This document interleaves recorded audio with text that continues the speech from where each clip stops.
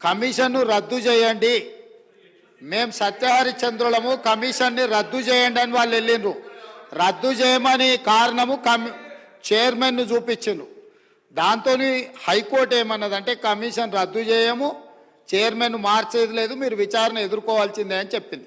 సుప్రీంకోర్టుకి వెళ్ళినప్పుడు మీరు కమిషన్ రద్దు చేయమని అడిగింది, అది కుదరదు, మీ అభ్యంతరం అంతా చైర్మన్ ప్రెస్ మీట్ పెట్టిండని మీరు అభ్యంతరం పెడుతున్నారు కాబట్టి చైర్మన్ను మార్చడానికి మీరు రాష్ట్ర ప్రభుత్వం సుముఖంగా ఉన్నదా అని కోర్టు మమ్మల్ని అడిగింది. 2 గంటలు వాయిదా వేసి మేము కోర్టుకు స్పష్టంగా చైర్మన్ను మార్చడానికి రాష్ట్ర ప్రభుత్వానికి ఎలాంటి అభ్యంతరం లేదు, మీరు ఆదేశిస్తే మేము మారుస్తామని కోర్టుకు చెప్పినాం. వాళ్ళు అడిగింది కమిషన్ను రద్దు చేయమని. వాళ్ళ కమిషన్ రద్దు చేయమన్న విజ్ఞప్తిని కోర్టు తిరస్కరించింది. కానీ వయా మీడియాగా చైర్మన్ను మార్చి మీరు ఒక విచారణ కొనసాగించండి అని కోర్టు ఇచ్చింది. వాళ్ళ క్లీన్ చిట్ వచ్చినట్టు కాదు, కేసీఆర్ వాదనను కోర్టు తిరస్కరించింది స్పష్టంగా సుప్రీంకోర్టు. ఇప్పుడు గొంతులో వెలక్కాయ పడ్డట్టు కక్కలేక మింగలేక వాళ్ళు ఏం చేయాలనో దిక్కు తెలవక ఈరోజు ఉన్నారు అధ్యక్ష. Point number 1. పాయింట్ నెంబర్ 2, వారు మేము BHELకి ఇచ్చినాం, మేము అద్భుతాలు చేసినాం, దానివల్ల రాష్ట్రానికి ఎంతో ప్రయోజనం జరిగింది, లేకపోతే కేంద్ర ప్రభుత్వం 50% ఉత్పత్తి చేయమని అన్నది కాబట్టి సూపర్ క్రిటికల్కు సబ్ క్రిటికల్కు పెద్ద తేడా లేదని వారు ఉపన్యాసాలు చెప్తున్నారు అధ్యక్ష. నేను మీ దృష్టికి తీసుకురావాల్సింది ఒకటే అధ్యక్ష, భద్రాద్రి పవర్ ప్లాంటు 2015లో వీళ్ళు ఒప్పందం చేసిరు అధ్యక్ష. 7,290 కోట్ల 60 లక్షలకు అధ్యక్ష. వీళ్ళు ఏంది 2015లో ఇచ్చేసి 2017లో పూర్తి చేస్తారు, 2 సంవత్సరాలని చెప్పి ఒప్పందం చేసిరు అధ్యక్ష. ఇది ఎప్పుడు పూర్తయింది అధ్యక్ష? ఎందుకు చెప్పారు? ఇది అత్యవసరం ఉంది కాబట్టి సబ్ క్రిటికల్ టెక్నాలజీతో ముందుకు పోతాం, రెడీగా ఎక్విప్మెంట్ ఉన్నది, మేము అందుకోసం సబ్ క్రిటికల్ టెక్నాలజీకి వెళ్తున్నామని చెప్పి సభలో చెప్పడమే కాకుండా కేంద్ర ప్రభుత్వానికి చెప్పి కాంట్రాక్ట్ ఇచ్చేసారు, ఇండియా బుల్స్కు బెయిల్అవుట్ చేసారు. ఎప్పుడు పూర్తయింది అధ్యక్ష? 2022లో పూర్తయింది అధ్యక్ష. 2 ఏళ్లలో పూర్తి చేస్తామన్నది 7 సంవత్సరాలు పట్టింది. 7,290 కోట్లతో పూర్తి చేస్తామన్న ప్రాజెక్టు 10,515 కోట్ల రూపాయలు అయింది అధ్యక్ష. 3,225 కోట్ల రూపాయలు వాళ్ళు ఒప్పందాలు చేసిన దాని మీద పెరిగింది అధ్యక్ష. అంటే దాదాపుగా 45% అంచనాలను పెంచి ఈరోజు పర్ మెగావాటు 9,73 లక్షలకు పర్ మెగావాట్ పడ్డది అధ్యక్ష. 1,000 కోట్ల రూపాయలు ఇయ్యాల మింగి విద్యుత్ సంస్థల మీద భారం మోపి 81,000 కోట్ల రూపాయలకు అప్పుకు కారణమైంది అధ్యక్ష. Point number 1. Point number 2, Nalgonda జిల్లాలో పెట్టొద్దా? నల్గొండ ప్రజలను ఏదో నేను మభ్యపెడుతున్నా, లోకల్ సెంటిమెంటును రెచ్చగొడుతున్నా అని వారు అనుకుంటున్నట్టు. వారి విశ్వసనీయత జిల్లాల మన పార్లమెంట్ ఎలక్షన్ల అసెంబ్లీ ఎలక్షన్లలో స్పష్టంగా చెప్పిండ్రు. అదేవిధంగా అధ్యక్ష YTPS Yadadri thermal power project కూడా వీళ్ళు BHELతోని ఒప్పందం చేసినప్పుడు 25,099 కోట్ల రూపాయలకు అంచనాలకు ఒప్పందం చేసిండ్రు అధ్యక్ష. ఎప్పుడు చేసిండ్రు వీళ్ళు ఒప్పందము? 1/6/2015 అధ్యక్ష. ఇది 2021 లోపల కంప్లీట్ చేస్తామని ఒప్పందం చేసిండ్రు అధ్యక్ష. ఇవాళ ఎంత అధ్యక్ష? 2024. ఇప్పుడు కూడా పూర్తి కాలేదు, ఇంకా 2 ఏళ్ళు మినిమం పడుతుంది అధ్యక్ష. ఆ రోజు ఏం చెప్పిండ్రు? 45 రోజులు టెండర్ పిలిస్తే సమయం వృధా అవుతుంది, ఈ 45 రోజులను కూడా మేము వృధా చేయదలుచుకోలేదు, అందుకే BHELకు మేము అప్పచెప్తున్నాం, తద్వారా మేము తొందరగా విద్యుత్ ఇస్తామని కారణం చెప్పిండ్రు. ఇవాళ 2015లో LOI ఇస్తే 2024 దాదాపుగా 9 సంవత్సరాలు పూర్తయింది, ఇంకా 2 సంవత్సరాలు పట్టే అవకాశం ఉంది అధ్యక్ష. ఈరోజు యాదాద్రి పవర్ ప్రాజెక్టు 10-11 సంవత్సరాలు పూర్తి చేయకపోవడం వల్ల 25,000 కోట్లతో జరిగిన ఒప్పందం ఇవాళకి 34,542 కోట్లకు పెరిగింది అధ్యక్ష. ఇంకా పూర్తి కాలేదు కాబట్టి ఇది ఇంకా ఒక 5-6 వేల కోట్లు పెరిగి 40,000 కోట్ల రూపాయలకు చేరుకునే అవకాశం ఉంది అధ్యక్ష. ఒప్పందం జరిగింది 25,000 కోట్లకు అయితే పూర్తి చేయడానికి వచ్చేవరకల్లా 40,000 కోట్లకు పెరిగి 15,000 కోట్ల రూపాయల అంచనాలు పెంచి దోసుకున్నారు అధ్యక్ష. ఈరోజు పర్ మెగావాటు అధ్యక్ష యాదాద్రి పర్ మెగావాటు ఈ రోజుకైనా ఖర్చు 8,64,00,000 అయింది, పూర్తి కాలేదు అధ్యక్ష. ఇది పెరిగి 10 కోట్లకు మెగావాట్ అయ్యే పరిస్థితి ఉంది. భద్రాద్రి 9,73,00,000 రూపాయలు పర్ మెగావాట్ అయింది అధ్యక్ష. సేమ్ సమయంలో ఎన్టీపీసీ ఇప్పటి దగ్గర వారు ఉపన్యాసాలు ఇచ్చారు కదా అధ్యక్ష. తెలంగాణ పునర్విభజన చట్టంలో ఆనాడు మన్మోహన్ సింగ్ గారు తెలంగాణ విద్యుత్ సమస్యలను పరిష్కరించడానికి, తెలంగాణకు శాశ్వతంగా విద్యుత్తును ఇవ్వడానికి ఎన్టీపీసీ ద్వారా ఆంధ్రప్రదేశ్ పునర్విభజన చట్టం 2014లో 4,000 మెగావాట్ల పవర్ ప్రాజెక్ట్స్ తెలంగాణలో నిర్మించి అందులో ఉత్పత్తిలో 85% తెలంగాణ రాష్ట్రానికి ఇవ్వాలని చట్టంలో పెట్టి పొందుపరిస్తే వీళ్ళు 1,600 మెగావాట్లకు మాత్రమే ఎన్టీపీసీకి పవర్ ప్రాజెక్టు నిర్మాణానికి ఆనాటి ప్రభుత్వం అనుమతి ఇచ్చింది అధ్యక్ష, 4,000కి ఇవ్వకుండా. దాంతో 1,600 మెగావాట్ల పవర్ ప్రాజెక్టు 2016లో వాళ్ళు మొదలుపెట్టి 2024 ఫిబ్రవరిలో పూర్తి చేశారు. వాళ్ళు పర్ మెగావాట్ ఎంత కష్టపడ్డది అధ్యక్ష అంటే 7,38,00,000. సేమ్ వీళ్ళ తర్వాత సంవత్సరం తర్వాత మొదలుపెట్టిన ఎన్టీపీసీకి పర్ మెగావాట్ విద్యుత్ ఉత్పత్తికి 7,38,00,000 అయితే వీళ్ళు ఉత్పత్తి చేసిన భద్రాద్రి 9,73,00,000 అయింది అధ్యక్ష పర్ మెగావాట్. యాదాద్రి ఇప్పటి వరకు 8,64,00,000 పర్ మెగావాట్ ఖర్చు పెట్టిన అధ్యక్ష. పూర్తి అయ్యే వరకు 10 కోట్ల రూపాయలు అవుతుంది. ఇప్పుడు తమరి ద్వారా నేను అడుగుతున్నా అధ్యక్ష, ఎన్టీపీసీకి పర్ మెగావాట్ సూపర్ క్రిటికల్, ఇది సబ్ క్రిటికల్ కాదు, ఇది అడ్వాన్స్డ్ టెక్నాలజీ 7,38,00,000కు పర్ మెగావాట్ ఉత్పత్తి అయితే సబ్ క్రిటికల్ టెక్నాలజీ 9,73,00,000 రూపాయలు ఎట్లయితుంది అధ్యక్ష? ఎక్కడికి పోయింది అధ్యక్ష ఈ సొమ్ము? పర్ మెగావాట్ 2 కోట్ల పైగా అంటే 1,080 మెగావాట్ల విద్యుత్ అంటే 2.5 కోట్లు పర్ మెగావాట్కు అంచనాలు పెరిగినాయంటే దాదాపుగా 2,500 కోట్ల రూపాయలు భద్రాద్రి పవర్ ప్రాజెక్టులో మింగిందెవరో లెక్క తేలడం కోసమే ఈరోజు విద్యుత్తు మీద కమిషన్ వేసినాం అధ్యక్ష. ఇక్కడ దాదాపుగా 10 కోట్లు అంటే దాదాపుగా 2.5 కోట్లు ఇంటూ 4,000 మెగావాట్లు, దాదాపుగా 10,000 కోట్ల రూపాయలు యాదాద్రిలో అంచనాలు పెంచడము. ఈ 10,000 కోట్లు ఎవరు దిగమింగినరో లెక్క చెప్పడానికే ఈరోజు ఈ దేశం అధ్యక్ష. 3 తెలంగాణని. ఇక మూడవది కిషన్ రెడ్డి గారు మమ్మల్ని అడిగినరు. బా ఎంత దోస్తులు అయిపోయారు అధ్యక్ష, కిషన్ రెడ్డి, జగదీశ్వర్ రెడ్డి, కేటీఆర్ వీళ్ళందరూ చుట్టాలు అయిపోయినారు అధ్యక్ష. ఢిల్లీకి సీకట్ల పోయి బామార్దులు పోయి ఢిల్లీలో సీకట్ల బిగ్గర కాళ్ళు పట్టుకోగానే వీళ్ళంతా చుట్టపోళ్ళు అయినారు అధ్యక్ష. నేను వీళ్ళు ఎన్టీపీసీకి వీళ్ళు 4,000 మెగావాట్లకు కాంగ్రెస్ అనుమతి ఇస్తే 1,600 మెగావాట్లు మాత్రమే ఉత్పత్తి చేయడానికి అనుమతి ఇచ్చి 2,400 మెగావాట్లు ఉత్పత్తి చేయడానికి ఎన్టీపీసీకి 10 సంవత్సరాలు వీళ్ళు అనుమతి ఇయ్యలే. వాళ్ళు అక్కడ ఉత్పత్తి చేస్తే వీళ్ళు కాంట్రాక్టర్లకు ఇచ్చుకోవడానికి బిహెచ్ఎల్ పేరు మీద G2G ఇచ్చి వాళ్ళ సొంత కాంట్రాక్టర్లకు బినామీలకు ఇచ్చి దోసుకోవడానికి అవకాశం ఉండదని ఎన్టీపీసీని నియంత్రించి ఇవ్వకపోతే మా ఉప ముఖ్యమంత్రి గారు బాధ్యత తీసుకున్న తర్వాత ఎన్టీపీసీని పిలిపించి 2,400 మెగావాట్ల విద్యుత్ ప్రాజెక్టులను ప్రారంభించండి, మీకు భూమి కేటాయించడం, మీకు నీళ్లు కేటాయించడం, మీకు సింగరేణి నుంచి బొగ్గు కూడా మేము ఇస్తామని చెప్పి అగ్రిమెంట్ చేసి దాన్ని ముందుకు తీసుకెళ్ళింది ఉప ముఖ్యమంత్రి గారు అధ్యక్ష. వాళ్ళు కాదు, ఎన్టీపీసీని కూడా దోకా చేసి తెలంగాణ నిండా ముంచి కమిషన్ల కక్కుర్తిపడి ముంచుతుంటే ఎన్టీపీసీకి అనుమతి ఇచ్చింది కాంగ్రెస్ పార్టీ. రికార్డులున్నాయి, మీరు రికార్డులు తీసి సభలో పెడతాం అధ్యక్ష. ఇవాళ పవర్ పర్చేజ్ వాళ్ళు ఫస్ట్ ప్రిఫరెన్స్ ఎన్టీపీసీ ఏది ఉత్పత్తి చేసినా ఇక్కడ ఉండే స్టేట్కు 85% ఇవ్వాలి. ఆ 85% మీరు ఒప్పందం చేసుకుంటారని మా దగ్గరికి వాళ్ళు వచ్చారు, తెలంగాణ రాష్ట్ర ప్రభుత్వం దగ్గరికి, విద్యుత్ శాఖ దగ్గరికి. మేము అంచనాలు వేసినాం. ఇవాళ మార్కెట్లో ₹5.30 మాకు విద్యుత్ ఒప్పందాలు జరుగుతున్నాయి, విద్యుత్ దొరుకుతుంది అధ్యక్ష. వాళ్ళు ఈరోజు పని ప్రారంభిస్తే ఒక 4 నుంచి 5 సంవత్సరాలు పడతాయి అధ్యక్ష వాళ్ళ ప్రాజెక్టు పూర్తి కావడానికి. ఆ రోజుకు ఈ ప్రొడక్షన్ కాస్ట్ మొత్తం లెక్కేస్తే 8 నుంచి 9 రూపాయలు పర్ యూనిట్ ఈరోజు ఒప్పందం చేస్తే పడుతుంది. ఈరోజు అంత అత్యధికంగా ధర పెట్టి విద్యుత్ ఒప్పందం చేస్తే సంస్థకు లాభం జరుగుతుందా నష్టం జరుగుతుందా మేము అంచనాలు వేసుకొని మీ దగ్గరకు వస్తాము. ఒకవేళ ఎన్టీపీసీతో మనం ఒప్పందం చేసుకోకపోతే ఎన్టీపీసీ బాహ్య ప్రపంచంలో ఎవరికైనా ఉత్పత్తి చేసింది అమ్ముకోవచ్చు అధ్యక్ష.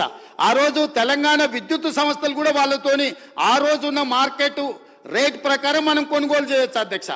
ఈ రోజు మనము ఎన్టీపీసీతో ఒప్పందం చేస్తే 85% ఖచ్చితంగా మనం కొనుగోలు చేయాల్సిందే. ఆ రోజు capital investment and production cost రెండు కలిపితే ఏ ధర పడుతుందో ప్లస్ ప్రాఫిట్. విద్యుత్తు కొనుగోలు ఏ విధంగా డిసైడ్ అవుతుంది అధ్యక్ష? ప్రాజెక్టును పూర్తి చేయడానికి పెట్టే క్యాపిటల్ ఇన్వెస్ట్మెంట్ ప్లస్ ఏదైతే మనము బొగ్గు వాడతామో రా మెటీరియల్ వాడతామో ఆ కాస్ట్ ప్లస్ ఆ కాస్ట్ యొక్క ఆ ప్రాజెక్ట్ యొక్క ప్రాఫిట్ ఈ మూడు కలిపితే మూడింటిని కలిపి అంచనా చేసి విద్యుత్తు పర్ యూనిట్ ధర ఫిక్స్ అవుతుంది అధ్యక్ష. ఇప్పుడున్న అంచనాల ప్రకారం మా అధికారులతో నిపుణులతో మాట్లాడితే ఇప్పుడు ఎన్టీపీసీ కట్టబోయే 2400 మెగావాట్లతో ఈ రోజే మనం ఒప్పందం చేసుకుంటే ఉత్పత్తి సమయానికి మనం 9 రూపాయలు పర్ యూనిట్ చెల్లించాల్సి వస్తుంది. ఇది లాభమా నష్టమా అంచనా వేసుకొని వాళ్ళతో ఒప్పందాలు చేసుకున్నాం అధ్యక్ష. దాంతో వాళ్ళ పనులు ఆగలేదు అధ్యక్ష. ఎన్టీపీసీ ఎక్కడైనా పవర్ ప్రాజెక్టుకు రాష్ట్ర ప్రభుత్వం అనుమతిస్తే వాళ్ళు నిర్మాణం చేసుకొని పూర్తయ్యే లోపల ఎప్పుడైనా మనం అగ్రిమెంట్ చేసుకోవచ్చు. మనం చేయకపోతే వాళ్ళు బయట ఎక్కడైనా అమ్ముకోవచ్చు. ఎందుకింత దుఃఖం వస్తుంది అధ్యక్ష? కిషన్ రెడ్డి గారు చెప్పిండంట, కిషన్ రెడ్డి గారు దుఃఖంలో వీరు భాగస్వాములు అయినరంట, ఈయన ఓదార్చిండంట, ఆయన ఓదార్చిండంట. ఇదా అధ్యక్ష వీళ్ళు మాట్లాడేది? వాళ్ళ బీఆర్ఎస్ బీజేపీ చీకటి ఒప్పందం మీకు అర్థమైపోయింది కదా అధ్యక్ష. ఇది కాకుండా వారు ఒక మాట చెప్పిండ్రు అధ్యక్ష. ఏమని? కేంద్ర ప్రభుత్వము 50% ఉత్పత్తి చేయాలి, అంతకంటే ఎక్కువ చేయొద్దు అని ఆదేశాలు ఇచ్చింది. 50% ఉత్పత్తి చేస్తే సబ్ క్రిటికల్ టెక్నాలజీ కంటే కూడా ఎక్కువ బూడిద వస్తుంది, ఎక్కువ నష్టం వస్తుందని ఎప్పుడు చెప్పింది అధ్యక్ష కేంద్ర ప్రభుత్వం ఈ మాట? 2023-24 సంవత్సరంలో చెప్పింది. దేనికోసం చెప్పింది అధ్యక్ష? సోలార్ పవర్ ప్రాజెక్టు, అదేవిధంగా విండ్ పవర్, గ్రీన్ ఎనర్జీ అంత వచ్చింది, వాటి ఉత్పత్తి చాలా పెరిగింది కాబట్టి మీరు 50% గ్రీన్ ఎనర్జీ వాడుకోండి, మిగతా 50% బొగ్గు చేత ఉత్పత్తి అయ్యే విద్యుత్తును వాడండి అని సూచన చేసింది. It is not mandate. ఇదేమి మన మీద బలవంతంగా కేంద్ర ప్రభుత్వం రుద్దుతలేదు. కానీ వీళ్ళు సబ్ క్రిటికల్ టెక్నాలజీ ఎప్పుడు తీసుకున్నారు అధ్యక్ష? 2015లో ఇండియా బుల్స్ అనే గుజరాత్ కంపెనీతోని.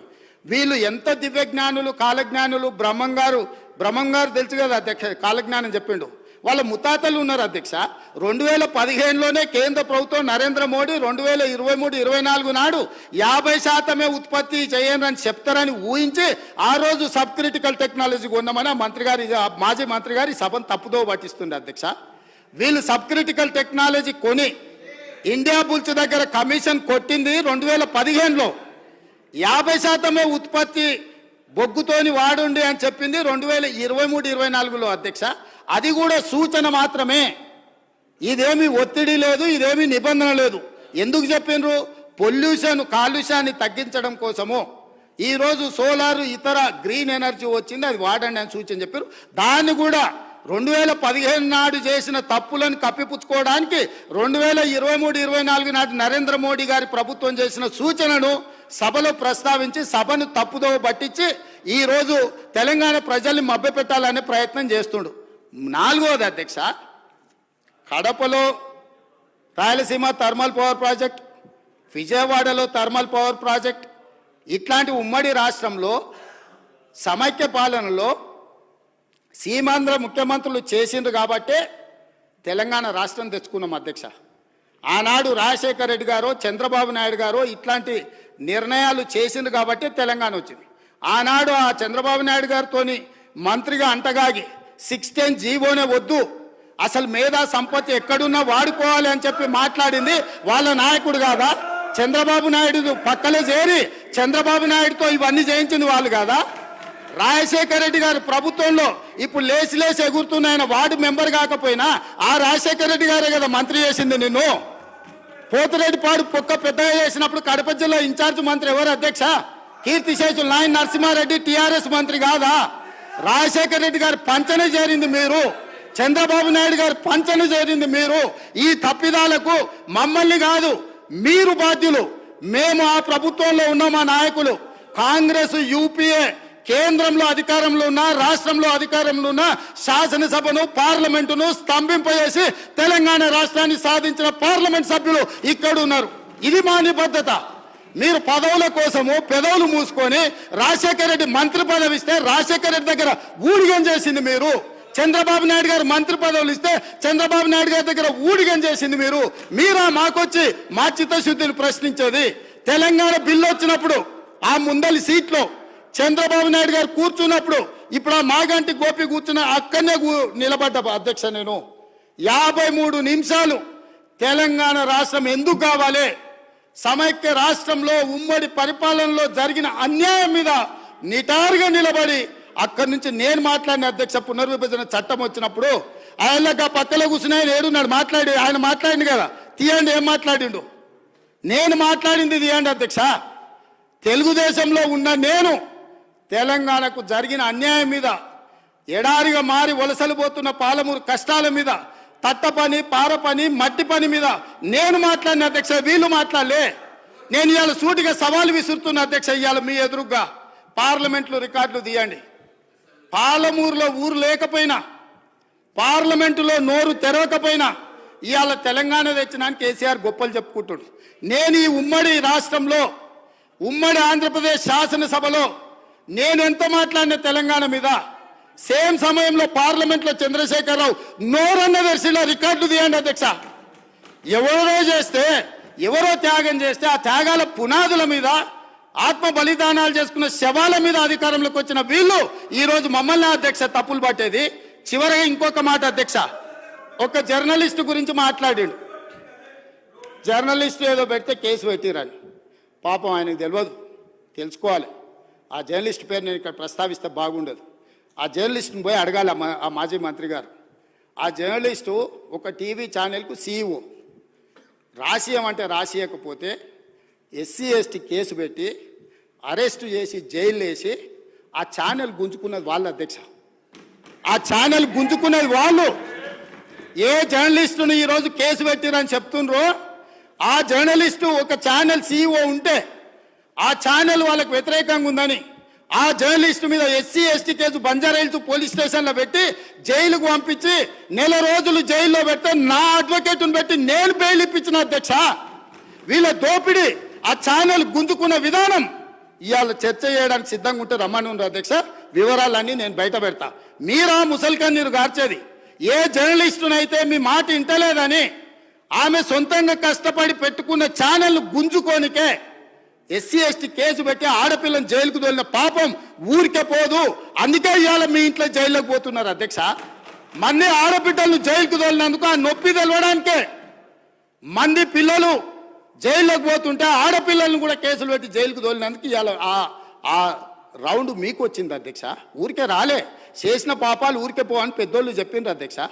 మమ్మల్ని అందరినీ జైలుకు తోలిండ్రు, రాజకీయ కక్షతో తోలలే. ఫామ్ హౌజులు కట్టుకున్నది మీరు, ఫామ్ హౌజులు కట్టుకున్నది మీరు, నియమాలు ఉల్లంఘించింది మీరు. వాటిని బయట పెట్టినందుకు జైల్లో పెట్టి డిటెన్షన్ సెల్లో పెట్టిన అధ్యక్ష. నన్ను 16 రోజులు ఒక్క మనిషి లేకుండా ఐఎస్ఐ తీవ్రవాదులను ఎక్కడ పెడతారో అట్లాంటి డిటెన్షన్ సెల్లో నన్ను 16 రోజులు పెట్టింది అధ్యక్ష చెర్లపల్లిలా. నేను భయపడలే, లొంగిపోలే, నిలబడి నిటారుగా కొట్లాడిన అధ్యక్ష. మీరు జైలుకు తోలితే భయపడటోళ్ళు ఎవ్వరు లేడు. అబద్ధాలు చెప్పి ప్రజల్ని మభ్యపెడితే ప్రజలేమో అమాయకులు కాదు. మీరు చేసిన అన్యాయాన్ని కళ్ళతో చూసింది కాబట్టే మనకు ఎన్నికల్లో గుండు సున్నా ఇచ్చారు అధ్యక్ష. అందుకే ఈరోజు నేను చెప్తున్నా, విద్యుత్ మీద మీరు ఎంత తక్కువ మాట్లాడితే అంత మంచిది. అవి అన్నీ కూడా ఆమోదింపజేసుకుంటే చర్చ లేకుండా మీరు ముందుకొచ్చి ఈ ప్రభుత్వానికి సహకరించి ఈ అన్ని కూడా గ్రాంట్స్ ఆమోదించుకుంటే రాష్ట్రం ప్రశాంతంగా పరిపాలిస్తాం, సమస్యలు పరిష్కరిస్తాం అధ్యక్ష. ఒకవేళ వీళ్ళకి అంత కోరికుంటే మళ్ళా ఫస్ట్ సెకండ్ నాడు ఆల్రెడీ లెజిస్లేటివ్ అఫైర్స్ మినిస్టర్ గారు తమరిని రిక్వెస్ట్ చేసి తమరు ఫస్ట్ సెకండ్ కూడా సభ నడుపుతామన్నారు. ప్రత్యేకంగా 10 సంవత్సరాల వాళ్ళ పరిపాలన మీద, వాళ్ళ గొప్పతనాల మీద రాత్రి పగళ్ళు సభ వాయిదా వేయకుండానే 1 గంట కూడా విరామం ఇవ్వకుండా చర్చకు మేము సిద్ధంగా ఉన్నాము. ఇవాళ సభ్యులకు నా సూచన ఒక్కటే, గ్రాంట్స్ మీద మీ సూచనలు ఏమని ఉంటే ఇవ్వండి, మాకు అభ్యంతరం లేదు. అంతే తప్ప ఇట్లాంటి ఊకదంపుడు ఉపన్యాసాలు మీరు మాట్లాడిన కొద్దిగా మీరు అబద్ధాలు చెప్పడం మానకపోతే నేను నిజాలు చెప్పడం కూడా మానాను అధ్యక్ష. మీరు ఎంత అబద్ధాలు చెప్తే నేను అంత నిజాలు చెప్తా. కాబట్టి తమరు వారికి ఆదేశాలు ఇచ్చి డైరెక్ట్గా సబ్జెక్ట్కి కన్ఫైన్ అయ్యి మాట్లాడిపించి ఇవన్నిటిని కూడా ఆమోదింపజేయాల్సిందిగా తమరికి విజ్ఞప్తి చేస్తున్నా అధ్యక్ష. కె వెంకట